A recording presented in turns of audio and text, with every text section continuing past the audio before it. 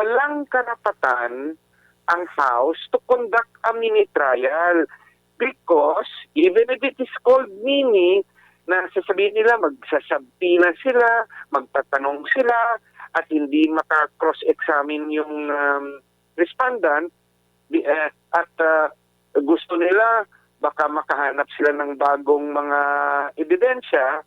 The Constitution provides that the Senate has the sole power to try and decide the case. So, nakalagay, to try and decide the case. So, even if you call it a mini trial or iiba mong pangalan, pero actually, gumagawa ka na ng trial, you are now violating the Philippine Constitution. Yung requirement of due process was already complied when pinasagot mo si VP Sara at depende na yan kay VP Sara kung sasagutin niya o hindi. Attorney, gaano kalaking tulong ito sa panig po ng pangalawang Pangulo na nadagdagan po yung kumukwestiyon sa naging hakbang ng Kamara kaugnay sa impeachment laban sa kanya? Nung panahon na ini-file ni Attorney Torion, kasama ako, at nina Attorney Vic Rodriguez, Attorney Jimmy Bondok et al. No? At subsequently, nag-file rin si VP Sara directly as a respondent, no, sa impeachment complaint, ay hindi pa na-include yung subpoena issues, no? Binabalita pa lang noon. So, with this development na talagang yung House porsige na mag-utos sa subpoena laban sa mga opisina at personalities, ay mabuti na merong intervenors na including it as an issue to the previous challenge na pinail namin, no, at ni na VP Sara, no. So it depends now on the court if it will allow the intervention, because with or without these intervenors, meron namang valid issues at questions of law and facts na in-include sa aming mga petition at yung kay VP Sara. And that is the main one is the issue of a mini trial or yung pagsusuri ng mga complaints at pagdadagdag ng mga issue sa complaints na yan yung gustong gawin ng House Committee on Justice ng House of Representatives. So, with the intervenors, meron silang inattach base sa inyong report na kini-question nila yung mga subpoenas. That's an additional issue that could be discussed by the Supreme Court. Opo. Dito po sa naging desisyon or hakbang ngayon ng Korte Suprema na kinonsolidate yung mga petition po ninyo, no? At saka yung kay Vice President Sara Duterte. Wala pong inilabas na TRO. Ang interpretasyon nung sa kabila kumbaga parang may paunang pagkapanalo sila dito dahil hindi naglabas po ng TRO. Ano po yung mga proseso po pag mga ganyan, sir? Ibig sabihin ba malabo na magka-TRO or maaring parte lang yan ng proseso po kasi pinagpapaliwanag din sila kaugnay sa mga petisyon? Well, Agmar, no, I beg to disagree sa pinapalabas na propaganda ng House, no, yung certain personality ng House na sinasabi nila na dahil hindi nakakuha ng TRO, mananalo na sila o matatalo na yung petitioners. One thing for certain is that pinakasagot sila. So, ibig sabihin, hindi immediately dinismiss yung petition na final ni Attorney Torion et al.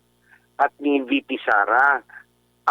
Bagkos, gusto malaman ng Korte Suprema ano yung sagot ng House of Representatives, especially yung House Committee on Justice.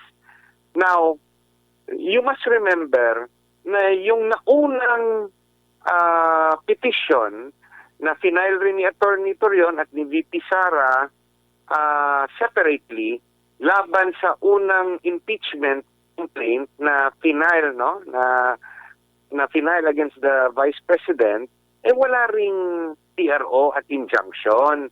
In fact, they continued with the proceeding at dumating pa nga sa Senado, no, na pinahod lang ng Senado.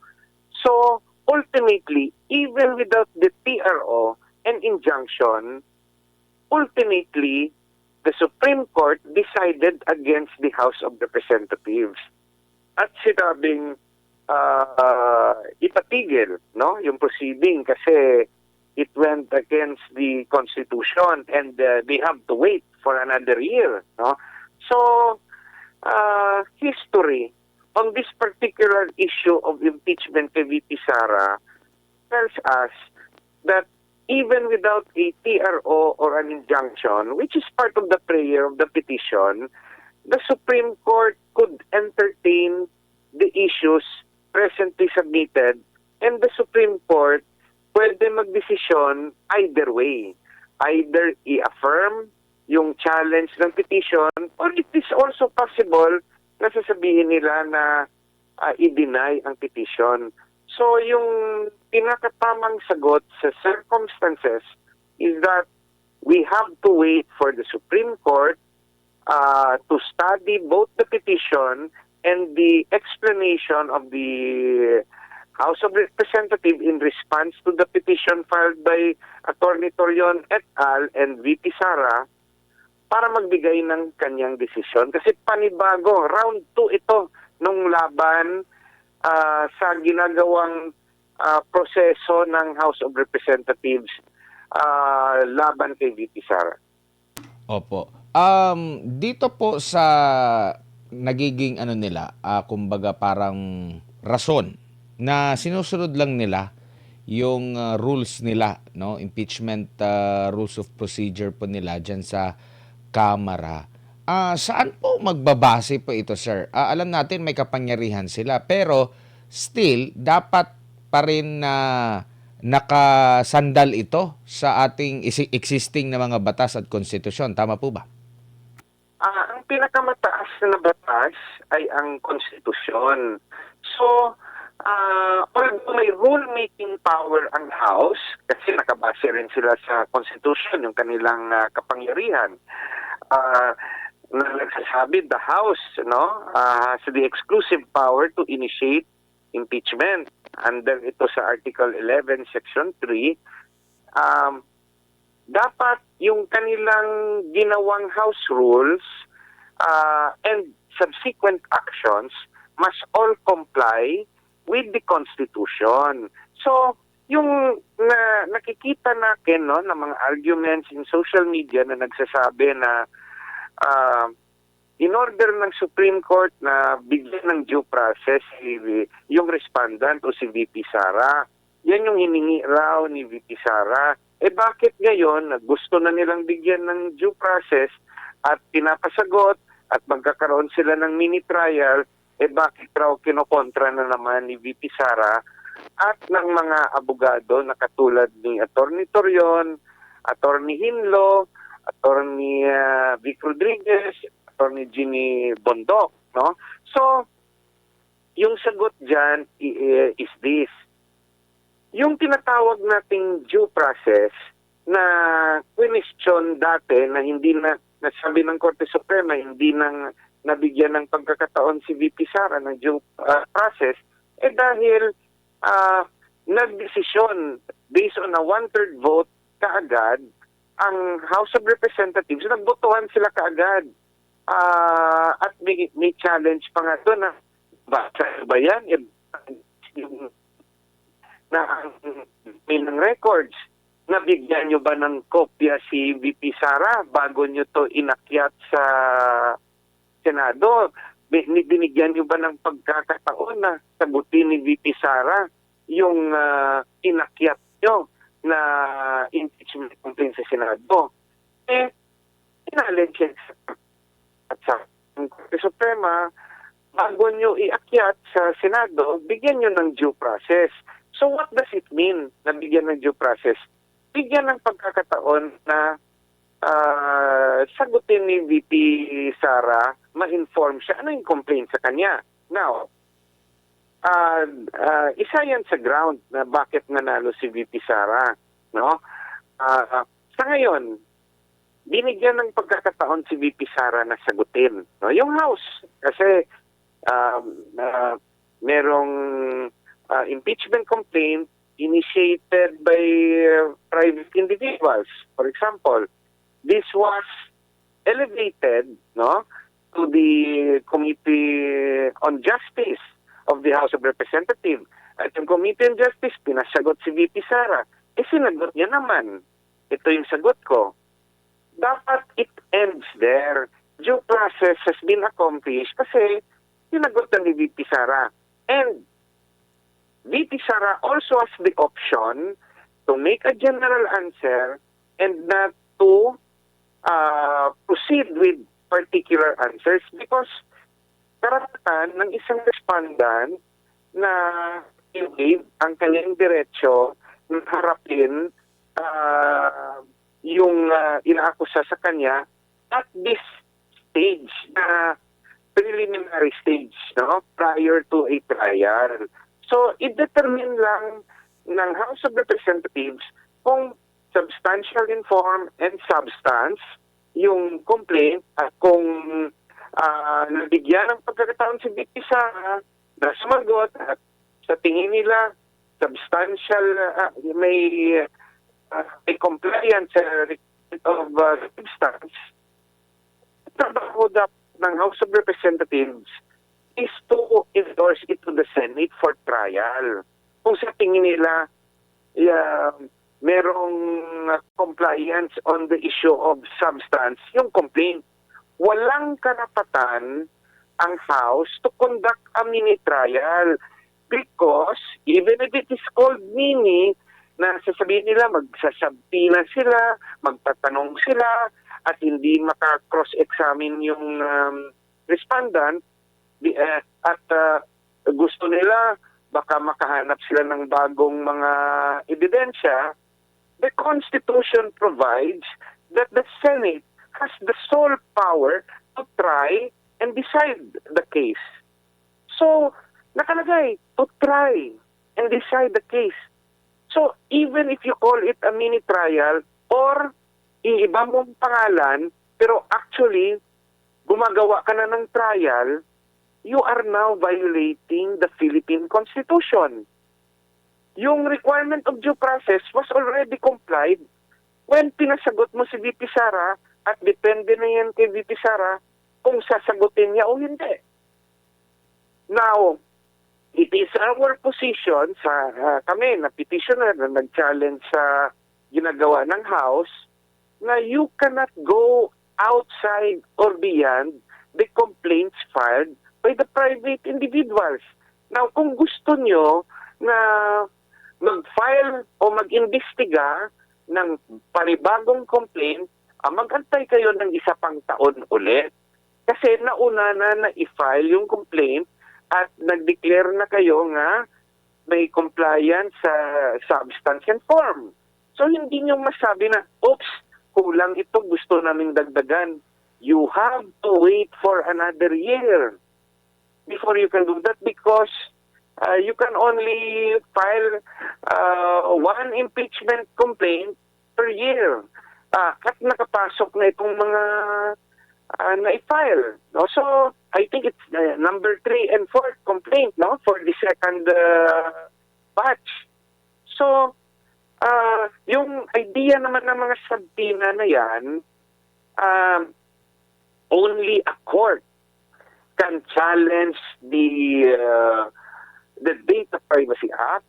Only a court can challenge the Bank Secrecy Law. Only a court can challenge the Foreign Currency Deposit Act. Without a court issuing a subpoena, walang karapatan ang piskalya na siyang ginaganap na function ng House. only the Senate can do that because it's the Senate, according to the Constitution, is the sole power na makatry and decide the case. So the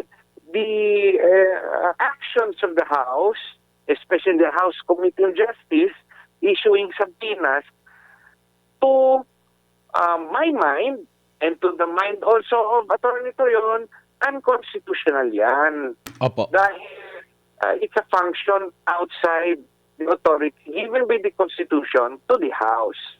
Opo, attorney, huling topic lang po bago kita pakawalan. Dito naman po sa issue po ng kalusugan ng presidente. Nitong mga nakalipas na mga araw kasi, marami pong mga naging laman ng social media na kesyo masama daw yung kalusugan ng Pangulo, may isinugod daw sa pagamutan, hanggang sa nagpakita din ang Pangulo, tapos may mga pagbabanta na pakakasuhan, yung mga nagpapakalat ng mga information. Una po, ano po bang nakasaad sa ating konstitusyon? At kung magkakaroon po ng ganitong agam-agam ang taong bayan, ano po yung dapat na maging solusyon? Sapat na ba na mismong sasabihin na malusog ako, or dapat may katibayan talaga na legit, lalo na medical records, at hindi yung kaso, reklamo agad ang isusolusyon po. Hindi nagbigay ng kaliwanagan sa ating mga kababayan na may agam-aga po patungkol sa kalusugan ng leader ng bansa. Well, I will answer it sa dalawang parte. Yung isa legal, yung pangalawa political. Okay. Sa legal, under Article 7, Section 11, no, pag mayroong presidential incapacity, let's say, nagkasakit siya at na-coma siya, o hindi na siya makasalita, o na-stroke siya, nandyan lang siya sa hospital, hindi siya makatrabaho bilang presidente, may option ang presidente. One is, yung first option niya is to voluntarily declare himself na incapacitated. I-inform niya ang Senate President, i-inform niya ang Speaker of the House at sabihin niya na may sakit ako ngayon, hindi ako pwedeng gumanak, no, ng aking tungkulin, at because of that, ibibigay yung trabaho sa Vice President. Yung second naman na option na hindi naman mag-decide ang Presidente because ang kanyang kabinete by a majority vote ng cabinet members, no, mag-declare sila na incapacitated ang Presidente at isasubmit rin nila ang kanilang report sa Senate President and the House Speaker. So, let's say, it usually happens kung nakakoma yung Presidente. Kung comatose yung Presidente, edi hindi siya makasalita. So, it will be his cabinet that will declare it. Now, may mga agam-agam, what if, no, itago nila yung totoong kalusugan ng Presidente, yung katayuan ng kanyang kalusugan, nakakoma siya, for example, at takot sila na mahawakan ng Vice Presidente ang kapangyarihan ng Office of the President. Ano dapat yung gagawin? Well, base sa konstitusyon, dapat maging honest ang kabinete. They will have to find out, no, kung ano talaga yung nangyari sa Presidente. It can be done through a congressional hearing. I-demand ang presensya ng kabinete at mag-imbestiga ang either Senado at House. Kasi sila yung ma-inform kung ano yung katayuan ng kalusugan ng Presidente. So, we can subpoena, no? The House or the Senate can subpoena the cabinet members or even the doctor of the President sa katayuan niya. But if President naman, hindi naman sila toma, ayaw nilang ibigay sa pangalawang Pangulo ang kapangyarihan, nakakasalita pa naman siya, nakakasulat. It is his prerogative. Pwede niyang sabihin na kahit sa hospital, gusto niyang i-exercise ang kanyang kapangyarihan bilang president. Unless he is overruled by his own cabinet. But tayo, no, reality-wise, do you think voluntarily ibigay ng kabinete ang kapangyarihan sa pangalawang Pangulo? Siyempre, hindi. So, on theory, iba sa reality. Now, that is my answer regarding, let's say, the issue legal, no? Now, sa political naman, ito yung ma-advise ko, no, sa lahat, no, sa lahat, kasama na rin sa mga taga-suporta ni Vice Presidente. Huwag po tayong mag-antay araw-araw at ginawang chismis yung bagay na ito. Whatever happens to the sitting president, hindi naman yan na itatago, no? Na let's say may nangyari sa kanya na hindi na siya talaga makaperform. But let us not also wish na I mean, mas sa tao kasi wala naman sa taste yun, no? Pangit naman sasabihin nila na yung mga taga-suporta ni Vice Presidente ay masama mag-isip. Yung bagay ito, destiny, God's will, kung ano mangyayari. Let us just focus on what is legal at yung what is legal is 2028 election. So if we believe na there should be a change of leadership, may binigay sa atin ng institusyon na paraan, and that is election. Anything else outside the election, destiny yan. So, magpatuloy tayo ng ating buhay, huwag yung mag-abay na para tayong abang na chismoso na nag-aantay na may mangyari, no, outside the Constitution. So that is my advice on the political side.